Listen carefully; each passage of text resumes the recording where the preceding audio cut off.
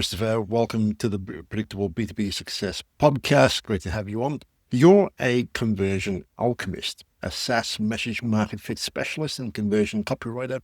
You worked as a software engineer in the industrial automation space for about 10 years, and then took a sharp pivot, entering the digital marketing world as a UX lead at the usability testing startup Conversion Crimes, and previously at the conversion design agency Zeta Labs. You've actually been working as a copywriter and CRO specialist for online brands since 2016.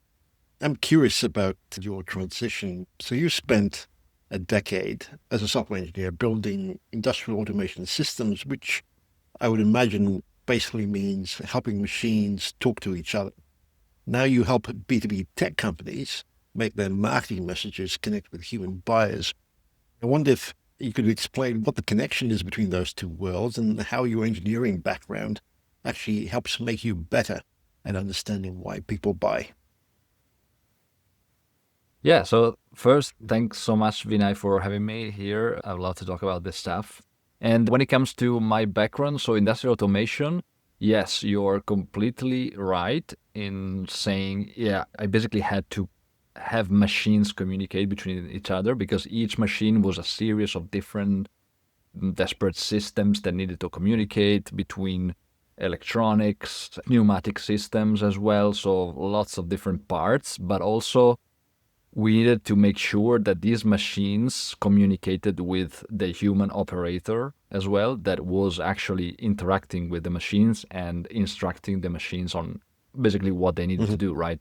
Human operators had this human machine interface displays, which imagine like a touchscreen display that I designed. And I needed to make sure that I put myself as much as possible in the user's shoes, because in case something happened, there was very severe consequences. These were very heavy machines. If these operators did the wrong things and we didn't implement the right security measures, that something very serious could happen. And so that actually helped myself put myself as much as possible in their shoes and try to understand, okay, what do they need to know in order to accomplish these specific actions? How can I make it as easy as possible for them to do it or as fast as possible? And so that led me down a path of trying to understand and be obsessed about what makes people tick and how they think about taking specific actions. And when I stumbled on copywriting and I learned all the psychology, the decision-making aspects that's behind writing copy that converts, then I made the connection there and I was instantly hooked. And so that really got my attention. Was there anything in particular about this world of copywriting and psychology that really triggered your interest? Or was it just the whole science behind it? Yeah, so I actually, when I started learning about copywriting, I started more in the direct response B2C. So I took a couple of courses on the old advertising, copywriting masters. And so I was very interested in how with simple words, people could basically sell on autopilot almost forever. So writing a simple piece of paper, a company could actually keep selling and selling, especially in these B2C aspects. And then when I transitioned and I started learning more about B2B, then I was very intrigued by how the decision-making units make decisions, so different stakeholders and how they communicate and how a final decision is made. And so, I was generally very interested in all of these different dynamics and generally just studying how everything happens. I want to paint a picture for our audience, if I could. So let's imagine you're speaking to the CEO of a B2B software company doing, say, 3 million in annual revenue. The product works great, customers love it, but growth has plateaued. Now, most business leaders would assume that they need better features or more salespeople. You would perhaps tell them they're probably wrong. Walk me through, if you could, what you'd actually look for first and why most founders miss this completely. Yeah, it's a great question. And I think that the first thing that founders or in general teams at B2B companies would need to clarify Mhm. themselves, just because I think that they know it deep down, but they are not clear entirely on how this works, which is basically understanding where is your growth plateauing exactly, at what Mhm. point of your understanding. Is it in understanding your positioning? Is it in understanding your messaging, or it's in the actual words that you use on your in your marketing or in your sales? And when you understand at which point everything's breaking a bit, then you know how to intervene and what to fix. So I always try to speak with teams and understand, is it their positioning? So are they not clear on what they do, who they do it for, and how it's unique better? Or is it the messaging, which is it in how they say things for different ICPs? Or is it in the copy? Is it the actual words and the current assets they already have in place? And so first, I would recommend them to try to diagnose their situation and understand Mm. in which of these 3 points everything's breaking and where to start. That's really interesting. How would you recommend they do that, though? Because most people would probably give you a bit of a blank look in that. How am I supposed to figure out what other Yeah. people are thinking? Yeah, if you could elaborate on Yeah, it. so a big part of the work that I do is actually having collaborative workshops with my Okay. clients. So the first thing that we do is a positioning workshop. So having everyone in the team, or at least like the main stakeholders. Typically, I have the founder, I have marketing, I have sales, customer support, and product. So these are Hmm. the key ones. And we literally have a clear conversation around defining and also limiting. I think like inserting some constraints is helpful in this case, just because otherwise you end up talking for hours and hours. And so I have pretty clear framework typically where we try to identify the 3 to 4 maximum differentiated value points, value capabilities that we offer, value themes. And this gives us limits and constraints that we can follow, because otherwise, again, you end up speaking for hours. So once we are clear on what are the 2 or 3 or 4 maximum different capabilities and themes that we offer with our products, then we can start to understand, okay, we do these 3, 4 things this specific way, and this is how we are different from other competitors. And an important factor that I always like to clarify is a lot of companies think that they need to do things completely differently to just have to carve out their position in the Hmm. market. But what I realize, especially working with a lot of companies, is that it's not the unique differentiator or the one thing that you need to have that makes you different. It's the actual combination of 3 or 4 of these capabilities. Hmm. So if you're the only company that does 3 or 4 of these things this specific way, then you're already different. You, even if one of those is something that another company does, what makes you different is the combination of all of the 3 elements. That's, I think, an important factor. And so the first thing that I would tell them is sit down with your people, with your teams, and try to understand this. Look at your competitors, look at your market, look at what your ideal customers need, and try to find that convergence, that positioning angle. Just to make sure that I understand this correctly, you're sitting down with the key stakeholders. You're trying to nut out or flesh out the 3 to 4 key value propositions that are of interest to your potential, your ideal customers. You're, are you actually wanting them to back this up with proven testimonials or reviews of the product, or is this based on experience and a gut feeling? Yeah, it's a very good question, because like first I want the teams to actually tell Mhm. me what they think it's unique.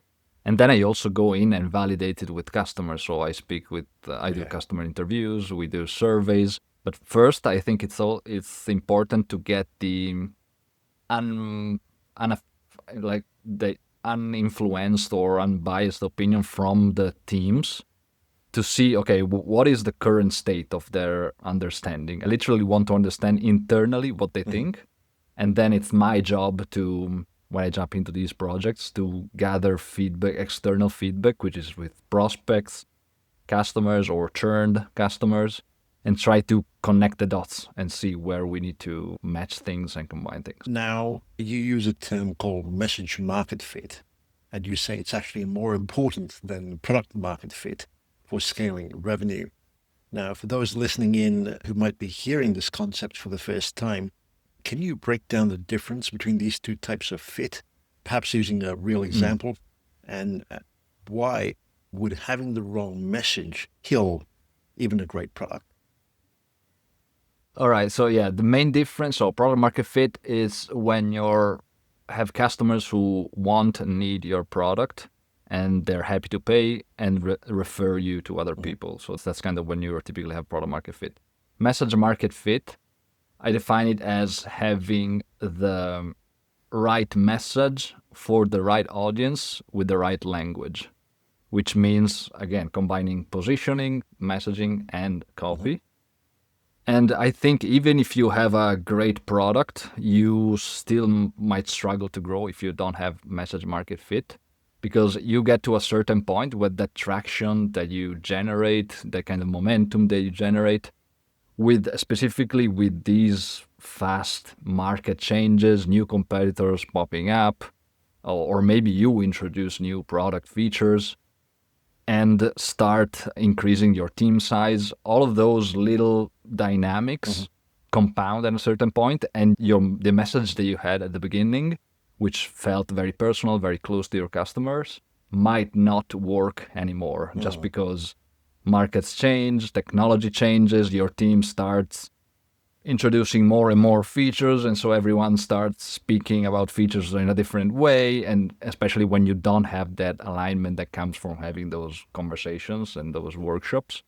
And so things start getting a bit disjointed all over the place, and you need to go back to the roots and try to find again that message market fit that maybe you had at the beginning just because you were smaller, you started the product, you had a very clear strategic narrative or the reason why you did what you did.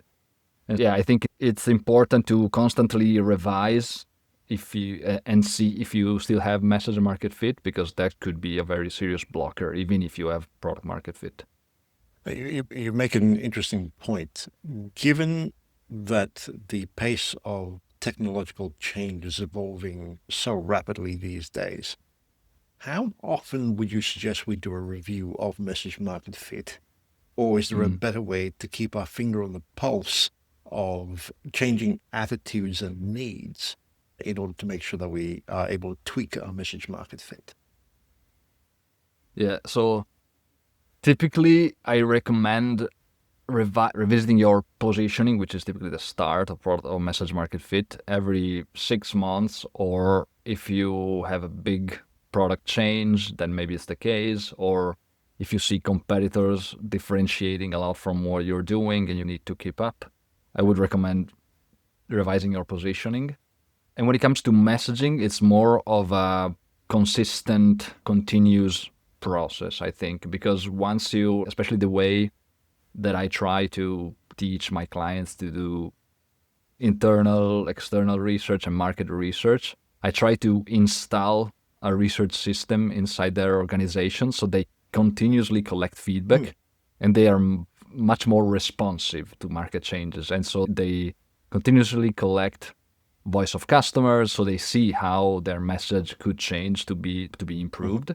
And so I think once you are anchored in revising your positioning every once in a while, or based on what happens in the market, then the messaging, if you have a good system in place, is constantly revising, especially if you can test with landing pages or you have email sequences. You're always, as you said, you have the pulse on what's happening. So yeah, I think it starts with regularly revising your strategy, and then the messaging and copy constantly evolve. As part of this research process, you talk about 3 layers of customer research: what people say on the surface, what they actually do structurally, and deep psychological reasons as to why they act.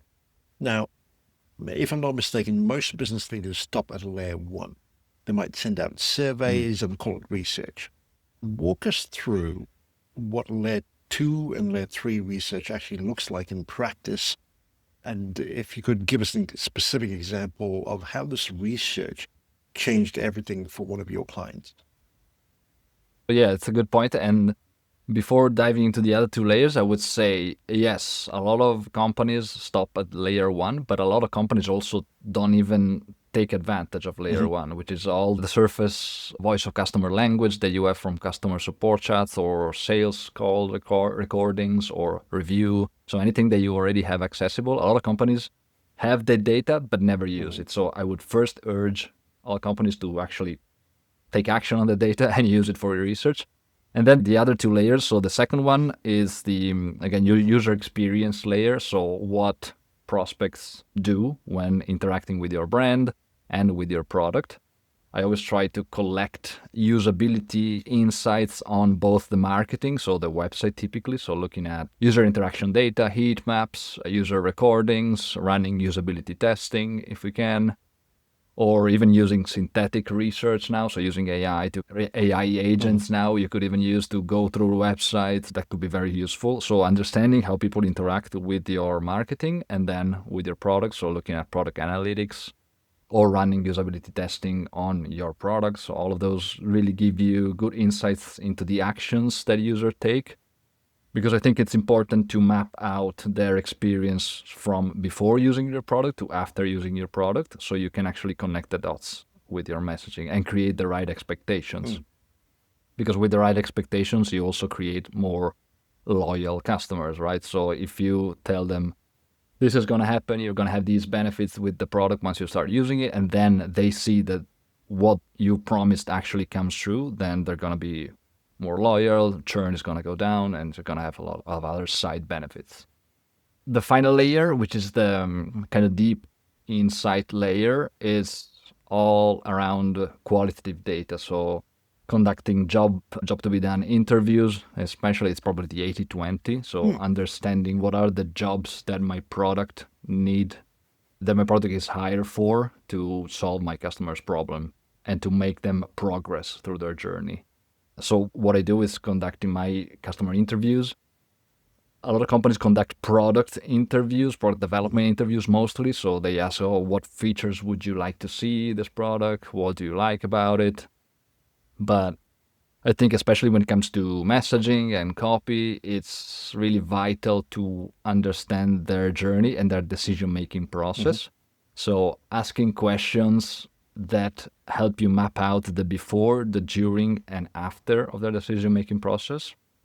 So things like what was happening in your world that actually led you to looking for a solution like ours, or what alternatives were you considering, or what are solutions, because maybe it wasn't direct competitors. And then when you started evaluating these different solutions, including ours, what drove you to actually try our product or signing up for our product? And then while you're using the product now, what can you actually accomplish that you weren't able to accomplish before? So this would be the during. And then the after. How would you recommend this product to someone else in your field? How would you describe product in 3 words? Or what's the biggest problem that your product solves for you? So all of these are really good questions to get you insights on value propositions that you can use and different messaging angles. Yeah, so I think the deeper layer is more around understanding this decision-making process. And then I would also recommend studying your competitors, not to copy them, but actually to try and deconstruct their positioning and their messaging, and also seeing what kind of audience they are also addressing with their messaging. So once you're clear on your positioning, you're clear on your ICP and your messaging, you can start looking at competitors' websites more in a critical way and try to understand, okay, these guys are addressing people who are maybe already aware of this solution or these types of features, but maybe they are overlooking this other angle. Maybe we can address customers who are maybe less aware, educating them a bit, because we see that this gap could actually be an opportunity for us. Trying to understand how competitors are messaging, I think it's probably another deep layer research and deconstruction methodology that you can use. I'd love for you to give us an example, but before that, You spoke about the different layers and jobs to be done as well, all of which would seem to me quite logical in terms of the research that's being done. How are you unearthing or unpacking the emotional needs that people experience and collating all that data into something that makes sense as you craft copy and the overall messaging? Mm. Yeah. From gathering all three layers, you actually get very good and comprehensive insights, I think, on the emotional aspects. Just because when you start from the language that people use in reviews, especially when they talk about things that they are not happy about, you get a lot of the emotional baggage, let's say.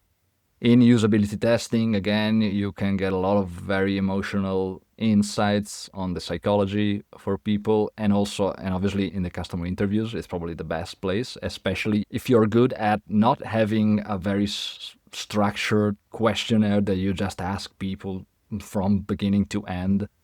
I would say, yes, have your questionnaires, have your questions to map out the before, during, and after, but also follow naturally the conversation where the conversation leads you and actually listen to what people are saying, because that's the best way that you can gather those emotional insights, especially if you dig into specific points in their journey when they maybe encounter some friction or they weren't happy about a competitor or their decision making process was confusing and they couldn't pass through something, through a blocker for them. So yeah, I think follow the conversation, have natural conversation with people, and in general look for those nuances that speak about their emotions. Do you share an example of this, how this deeper research has actually really impacted one of your clients? Yeah. So this company, it was a bit earlier stage. They just got acquired by private equity, so we kind of needed to restructure the whole website and relaunch and kind of the whole go-to-market strategy in a way. And so they were a data quality and integration platform, but they also included services. So they had that dual aspect.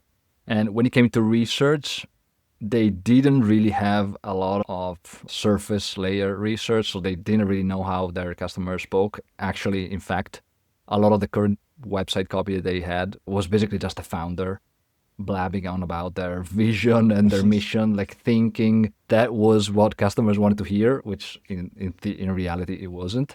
And so what we did there was, again, going through reviews for competitors and understanding the language that these people used, or even collecting some of those sales calls, especially because in their case, they weren't product led, they were sales led, very much sales led, especially with their founder doing those sales calls. And so we collected a lot of those sales recordings and tried to understand the language, the objections, and everything that we could gather from those.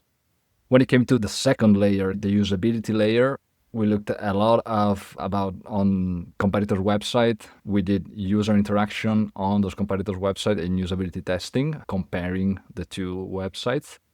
And in that case, the website was very old, I would say. So it was pretty clear where the blockages and where things were breaking.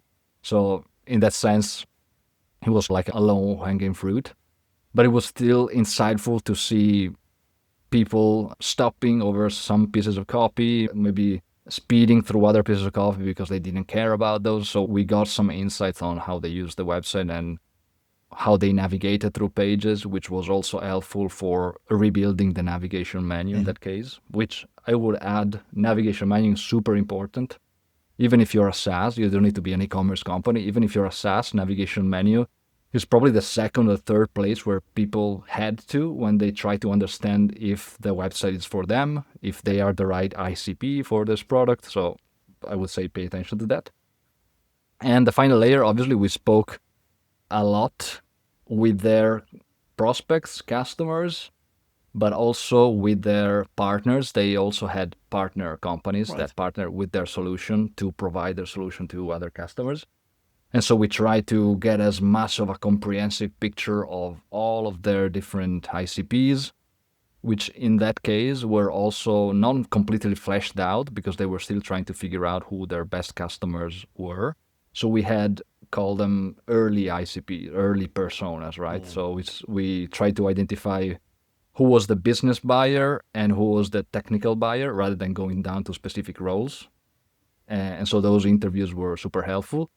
And then, we try to deconstruct some of those other competitor websites, their strategy. And what we found out through mostly that final layer, but also getting all insights from all those layers, was that while other competitors were trying to sell completely replacing the data architecture or data infrastructure of a company, what this company did well and what their current customers appreciated the most was that they were able to plug in the data infrastructure of companies and solve very specific data projects, let's say, rather than completely reinvent the wheel, right? So if one of their customers had problems with their email list that had duplicate contacts in their CRM, what they did was clean up that specific email list and make sure that their CRM worked exactly like they wanted. So it was a very specific, very actionable data problem that they could fix. And so that informed a lot of our positioning and messaging and the copy that we used for the website and the sales collaterals. Okay, that's brilliant. Thank you for sharing that. It's also fascinating to hear that so many B2B companies are essentially flying blind when it comes to understanding their customers, even when they think they know their customers well. I'm curious, what would you say is the most common blind spot? And what's a simple diagnostic question every CEO listening could ask themselves right now to test if they really understand their market? It's a very interesting question. And I would say it comes down to a lot of times they know why they build their product, they know why they're doing what they're doing, but they can't frame it or they can't phrase it in their messaging and copy, which I think is a strategic narrative problem, which is what is that unique reason why or that unique insight that pushed you to actually build this thing. Once you know that specific point, that could be your hook for your sales pitches or for any piece of message that gives you that polarizing opinion, that point of view that you can use in your messaging. And a really good question that I like to use is typically, which could be pretty straightforward, but it's pretty helpful because it makes them think outside the box. It's what makes you crazy about your industry. And it's pretty funny sometimes hearing their opinions. Could be framed as what makes you crazy about your industry, or even what are the biggest mistakes that you see competitors or customers doing. That's another way of putting it, but basically gets to the same point, which is why are you building this thing? Like, what's the impetus? I wonder if we can get perhaps a little bit tactical. You work with companies that have good traffic to their websites, but terrible conversion rates. People visit, but they'll buy. So when you're auditing their messaging, what are the top 3 message failures you see over and over again? And why do you believe these failures happen even when the founders think that they know their market? Yeah, so the first one, I would say, is probably the mismatch of expectations for prospects when they land on the website, which is a lot of companies start their value proposition, their messaging with stating what they do. We are a company that does data integration and quality. When in reality, what actually works better is when you match the conversation that prospects are having when they land on your website, which is basically understanding what brings them to the website. It's not yet about your solution. It's about what they are thinking when they land on your website. And then you can tell them what you do. So this basically means understanding what their purchase prompts are, what their motivations is. Is it to move away from a specific problem or pain point that they have, or is it more going towards a desired outcome? What's that emotional direction? All of that helps you can frame your initial copy that you have on the website. And so I would say first, blind spot, I would say, is the matching that motivation when for prospects when they land on the website. Another one is probably being able to translate their messaging and reframe it for different specific personas. And a lot of companies, what they do when they write persona pages is, okay, I have this product page. For this persona page, I'm basically just going to use the same copy, just including the role of this persona, and I'm done. When in reality, you need to match all of your copy and messaging for, again, the motivations, the desired outcome, the struggles, and the anxieties that those specific roles have, which are going to be different, right, from the other personas. And so it's not as simple as just including their role on that landing page. And if I had to think another one, let me see. It's probably too many calls to action is another one. Sometimes they start throwing calls to action all over the place. Maybe book a demo, sign up for a trial, watch this demo, or they have interactive demos on the page. And I think it's important first to prioritize at least a maximum 2 calls to actions at any point. And it doesn't mean that you need to have just 2 calls to action on the whole website, but on a page, maybe just have 2, 3 calls to action with one that it's clearly the primary call to action where that you want to lead them. And and also make it clear what's the path to going to that call to action. Where do you want them to go? Do you want them first, before signing up, do you want them to go to a persona page because you think and you know from research that they need more education and they need more framing around what you do before they actually commit to signing up or to booking a demo? And so think about what they expect to happen and what's going to happen once they do that, once they take that action. So the first messaging fail you talked about related to understanding the intent behind the person coming onto the website. I'm curious, how would you suggest that companies solve for that? Because most websites tend to be static pages in that they don't offer different messages based on differing intents, unless, of course, you are using something like Google Ads or a Facebook ad where you could take them to a specific landing page. So are you suggesting that we create different landing pages for different search intents, or is this something that could be solved with the one website itself? Yeah, I would say if you have a specific intents that you need to match, that you know that it's important that you cover, it's totally fair to have different landing pages, especially if you have intents like comparison intents. It's great to have comparison pages between your product and competitor product that address specific keywords. But I would say for a homepage, it's important that you find that your one motivation. So what's that one thing or a combination of things that bring your best fit customers to the page? And again, you need some constraints. You need to limit yourself a bit just because you can't address everyone. But I would say find that one that it's probably dictated by your positioning. Your positioning tells you who you best help, right? And how, and in what unique and better way. So use that one motivation on the homepage, and then you can be more specific down the funnel with other landing pages. If I understand this correctly, great messaging can compensate for product gaps, but poor messaging kills great products. Now, is there a specific case where you've seen a company with inferior product outsell a competitor with better features purely because of their superior messaging? I'm not sure if I saw poor products with great messaging, but I definitely saw products that maybe were smaller just because the company was smaller that actually beat bigger companies that maybe have offered, they maybe were in the field and the industry had been around for longer.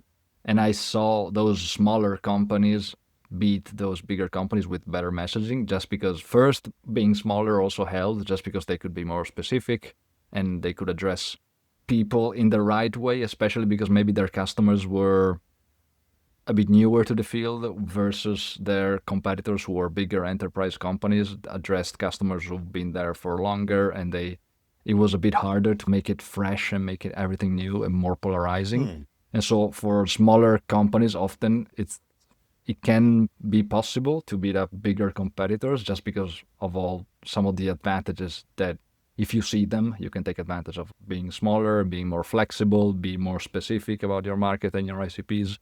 So I definitely think that in that case, messaging can help.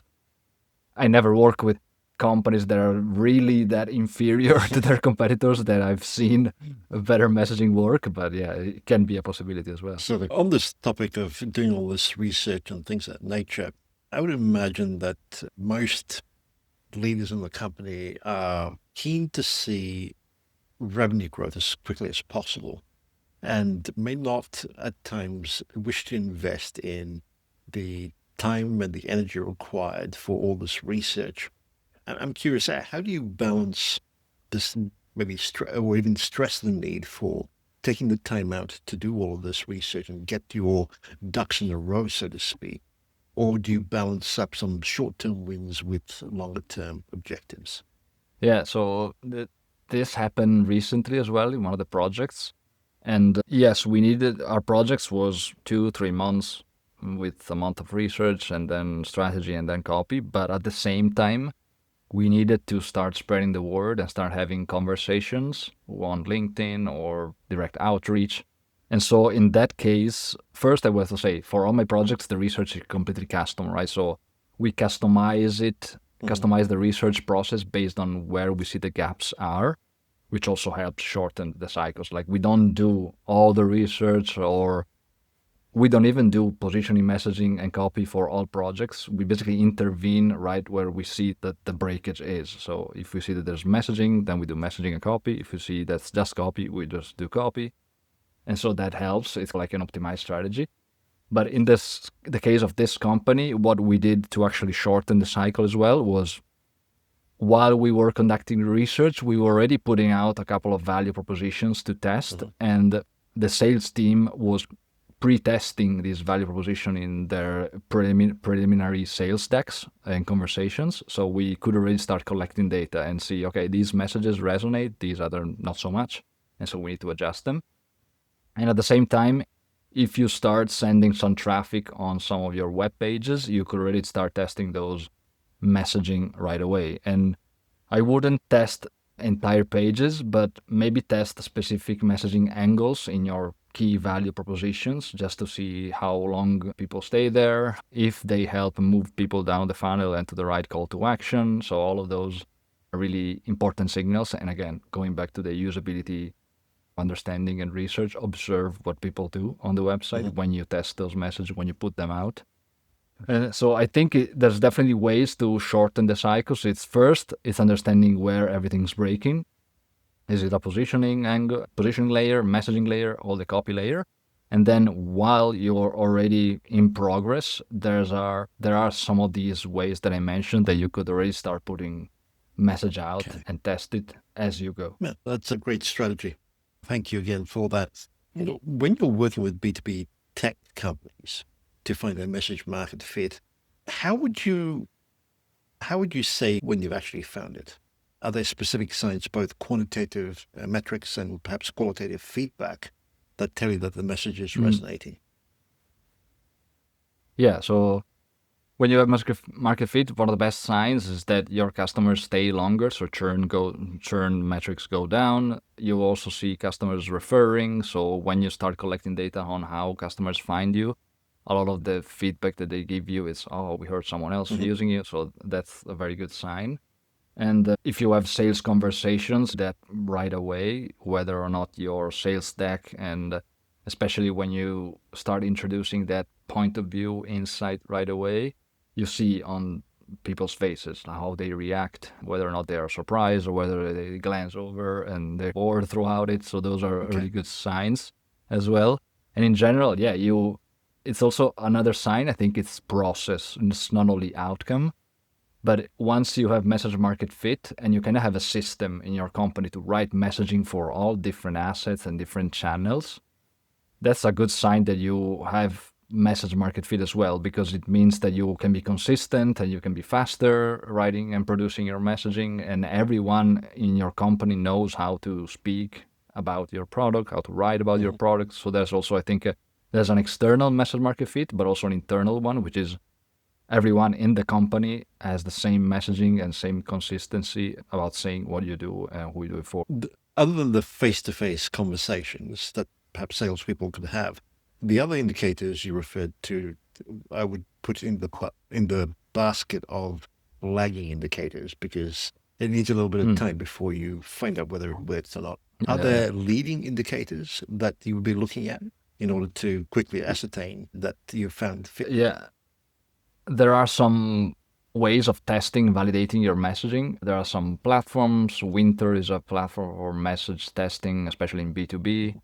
As people know, in B2B, it's hard to get feedback. And so another way that I've recently started working on and implementing is conducting synthetic research, so synthetic validation as well. So once we have all the kind of research or even a preliminary data, there are platforms, or you can try and do it yourself, even though it's not as accurate, that especially with these platforms, you can actually build synthetic personas or AI personas of your customers and literally ask them questions on your messaging or ask them to rate different variations on your messaging. And the good thing is that even if you don't get a 100% accuracy as far as the results, a good 60-70% is already great to start putting those messages out and start seeing the results, especially because it's cheaper, it's way faster. It's literally just a matter of a couple of hours to test a couple of messaging variants versus maybe weeks if you conduct research with B2B stakeholders. And so I would definitely urge people to at least dip their toes into some synthetic research, which could be a very good way to validate some of their messaging without waiting months and spending lots and lots on research firms and focus groups. So with this synthetic research, are there particular platforms that you tend to use, or? Yeah, there are a couple ones that I tried. So one is called Synthetic Users, and I would say it's a bit more towards enterprise level, and it's very good at conducting a bit more formal studies. So if you have a set of questions, you create these personas and they answer to all the questions and you see the different reports. It gives you literally a research report back that you can take even to stakeholders. And then there's another one that's called Rally. The website is Ask Rally. And there, the way that they work is a bit more closer to a chat interface where you build these personas. From your profile, you can generate, 50 to 100 different variations of your personas and then ask them questions. You can ask them multiple choice questions so they can rate messaging or can rate options, even features and product development questions are good to ask. And they give you typically a condensed response from like a recap of all your personas' responses. And then you can dig into the specific responses of individual personas as well, which is nice. You can see all the details. And I would say compared to doing this on your own, which I used to do 2 years ago when I started looking into this stuff, these platforms take into account a lot of the different nuanced biases that personas might have, especially if you do it with ChatGPT. And so they have specific algorithms that make this research way more accurate than if you just create personas on your own with the commercial LLMs. So I would definitely recommend to at least give it a try and see if it works. Okay. Thanks for letting us know. I never heard about synthetic users before, so that's very interesting. Decision-making triggers. These are specific psychological moments when a potential buyer shifts from browsing to seriously considering a purchase. What are the most powerful triggers you identified for B2B software buyers?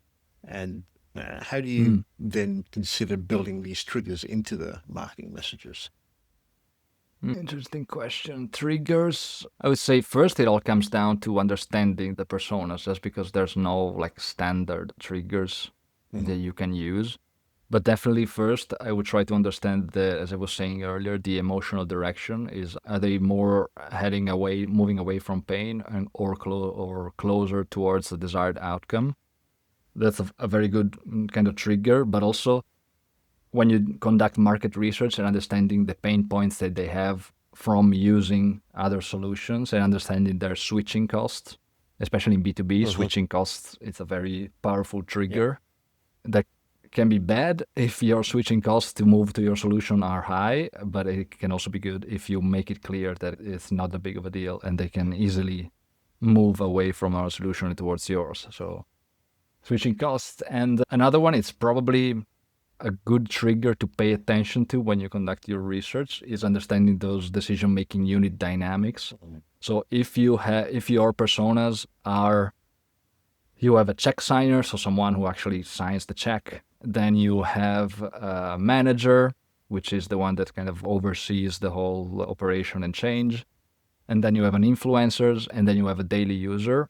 Once you understand who those 4 types of personas are, then you start to get an idea for who sparks the change and who initiates the decision-making process. So that's a very good way to understand what the trigger is for the specific persona. So for example, in the case of the data integration and quality solution that we spoke about, a lot of the times the trigger sparked from the business persona. So in that case was the marketing person who was looking at their CRM and seeing that they had duplicate contacts. But then the IT, the technical buyer, needed to come into the picture to understand, okay, can we use this solution? Can we plug it into our systems? And so that gave you a very good idea of how things worked. So yeah, I would say understand how the decision-making process happens, and that tells you where the triggers are. And in general, for B2B, a lot of the times it's switching costs and the motivation that brings them, the drivers that bring them to the solution. So those would be more the jobs to be done type thinking that you're trying to address there. Yeah. I'd imagine that you work with companies whose buyers are often quite skeptical, especially in competitive markets where a lot of people might claim to be the best solution. How would you help these companies build trust and credibility through their messaging before prospects even talk to a salesperson? Is there a framework for moving someone from being skeptical to interested? Yeah, I would say the first thing that I would think about, especially if you're in a market with alternative solutions, it's being transparent and honest about what you do, which a lot of times in B2B, it's covered up by jargon and buzzwords. So I would say first, be clear and transparent about what you do, which typically, if you do your positioning well, that stems from good positioning. If you are clear on exactly what you do and who you do it for, you also know who you are not doing it for. And so that being that transparent and clear helps you filter out the people who are not really good fits and attract the right fit buyers, which are also typically the less skeptical. Or even if they are skeptical, they see, okay, you're honest. You don't claim to be the all-in-one solution, but you do these very few things very well. And so I trust you and my skepticism go down. Yeah, that's probably the main one, understanding your landscape and using your positioning as a guide. And as far as framework, typically the key framework that I have for my messaging, again, that addresses a lot of that skepticism as well, is one framework that I learned from this, it's a consulting company called Mac Labs Institute. And they have a very good framework that you can use to write your copy, but also deconstruct competitors' copy if you want, which is understanding the motivation, again, then the value, what your product is and what it does for what your ideal personas are, and then anxiety. Very simple 3 sections, but if you look at any website, that's typically the structure, the conversion optimization structure that works for your messaging, which is match what users are expecting and what they want, then present them the value, and then in the final section, you typically have anxiety addressing sections like an FAQ, or could be a video demo, or could be testimonials, or could even be a simple 3-step process. This is how it works and how you sign up. And so having this structure in place really helps crush through the skepticism, just because you're going step by step. And also you're addressing those micro yeses that people have throughout the journey. If you skip any of those yeses that you need to answer for them, then that's when skepticism kind of goes up. But if they see, okay, at every point you're answering the right questions, okay, then I can trust you. I love that idea of addressing micro yeses. Most people don't quite think of it that way. I'm just keeping an eye on time, working towards wrapping up. But I'd like to get practical if we could as we wrap up. So let's say I'm a CEO listening to this, and I'm convinced that message market fit is my growth bottleneck. What would you say is my 90-day action plan? Could you walk me through the exact steps I should take in the next 3 months to diagnose and fix my messaging problems? Yeah, so first I would use that 3-layered research system that we spoke about to collect and start collecting some of that data. And which means across every department, teams, start surfacing first those data points or research data that you already have in terms of how your audience speaks, what language they use, what are the reviews that you have access to, or what are the sales recordings that you have access to. Start collecting all of the data from different departments as much as possible. And then at minimum for the second layer, I would install some user analytics, so user interaction tracking on your website if you don't have it. All companies already have that, but don't use it. So just, again, start collecting that data, which typically just takes a couple of weeks, depending on the traffic, to have a full comprehensive view so that you can see how people interact with your current messaging and current website. And finally, if you don't have the time maybe, or you've never recruited people for customer interviews, at the very least, start sending out a quick survey to people, or start adding a called thank you survey. So after people sign up, or even, typically after people sign up, you can ask them, what brought you to signing up today? Or now that you sign up, what do you plan on doing? All of those insights, if they answer, they give you insights on the motivation again and the drivers, which are super important. So start collecting the right data at all of those stages. And second, probably the most urgent aspect is if you're not sure whether or not your positioning is where the point where your messaging is breaking, then what I would do is you could send out an internal survey to people, asking them to express in their own words what they think you're doing at the company and who you do it for. And start collecting those answers and see, okay, are we aligned? Are we saying different things? Are we talking about different features entirely? That's a very good exercise that you could do internally. If you see that positioning is breaking, then you could have that conversation, that positioning workshop, and start to understand those 3 to 4 differentiated value themes that you offer, and start to see, okay, this is the intersection, the point that we can use in our positioning to differentiate ourselves. Once you have positioning clear, which at this point, with collecting data, conducting your positioning is probably going to be 30 to 45 days down already. Typically, the messaging strategy, that's where evolves from positioning. It's start to understanding how do you convey your positioning. And that's a lot of writing, brainstorming with people, and starting to frame those 3 or 4 differentiated value themes in different ways and for different customer personas, right? So create a shared document where the right people, the right stakeholders start writing down those value propositions for those different personas that you have found out through your research. And those already give you a lot of good ammo and good materials that you can use in your sales decks, in your messaging on your website, emails, and that you can start putting out into the world, right? So very flexible and probably faster way, especially if you already have email sequences or onboarding, is to start testing some of that messaging in your emails. Subject lines, for example, it's a great place to test the messaging. And start creating maybe landing pages that you can use with those specific value propositions. I would probably start, if you're in a rush, I would probably start with messaging that's specific to personas, just because that gives you more easily identifiable mini message market fits that you can actually validate, because it's easier to validate messaging for a specific persona than it is to validate your homepage value proposition, right? Which is a much higher and much broader scope. So I would say maybe first start a narrower with your personas and then expand.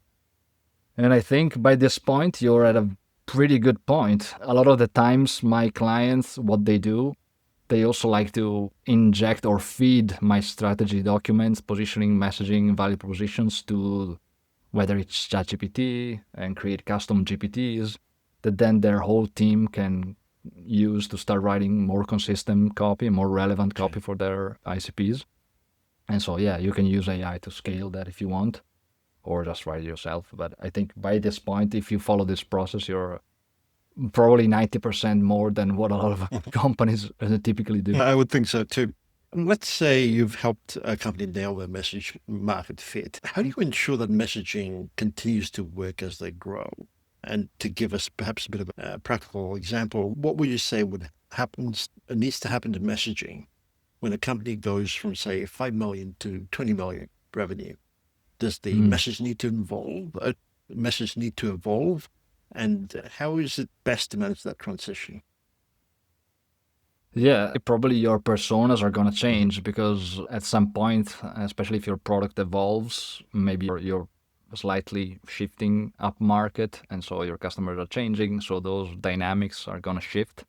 And so I would say stay anchored in that research process and constantly upgrade and update your research data with those new personas, and also still validate your messaging at specific key points. So what I like to do, especially with synthetic research, just because it's more flexible and faster, I like to test messaging at the positioning stage. So at the positioning stage, we might test their positioning statement, right? For example, it's a quick messaging that you can test for the positioning with those synthetic personas, or even with real humans if you can.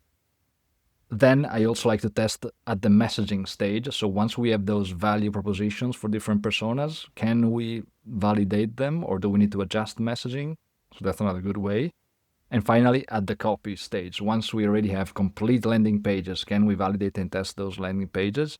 And I've seen that when you, especially because synthetic research allows you to do this, being faster, being cheaper, and more available, once you are able to test at these three kind of inflection points, you're also able to adapt much faster than if you just tested messaging after 3 months of working on it, right? Once you're this flexible, it's also easier to adapt as you grow and as your market changes. That makes a lot of sense. I know we've probably only touched the tip of the iceberg in terms of we've covered, but is there anything in this area of the conversion and scaling revenue growth? Is there perhaps an area or two that you find doesn't get talked about very much that we haven't talked about either? If so, what would it be? Something not talked about. It's probably how you adapt your messaging strategy to copy. And now a lot of companies, maybe they are clear on their positioning, but they can't really translate it into the other two. So they know what they do, they know who they do it for, and also they know how they're different. But once they have that high-level strategy, they can't really turn it and translate it into how they say it. And so a lot of the work that I do is giving them an outsider perspective as well that helps them get outside of their heads and being able to express it in the right way for the right people. And yeah, I think a lot of companies undervalue that outsider perspective that someone like me could probably give them. And so being inside their companies, being close to their products so much, they tend to struggle expressing that. And yeah, it's hard sometimes when you get stuck at that point. I would imagine so. Last couple of questions. You create quite a bit of educational content yourself, including your own podcast about message market fit.